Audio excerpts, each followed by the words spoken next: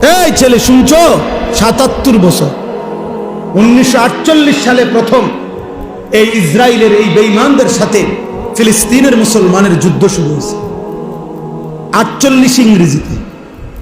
আজকে ২০২৫, ৭৭ বছর গুণা।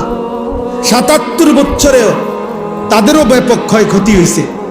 এমনি মিডিয়াতে আসতে দেয় না আর কি, তারা এগুলা প্রচার করে না।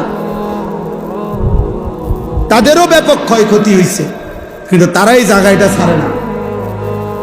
কেন ছাড়ে না? মসজিদে আকসার সীমানাটা ছাড়ে না তারা, গাজার সীমানা ছাড়তে চাচ্ছে না, ইসরায়েলের এই জমিন ছাড়ে না। কেন? কারণ তাদের বিশ্বাস আর কিছুদিন, আর কিছুদিন, আর কিছুদিন দাজ্জাল আসবে, সে বসবে এখানে, তাকে সাথে নিয়ে তারা সারা পৃথিবীতে ইহুদি রাজত্ব কায়েম করবে।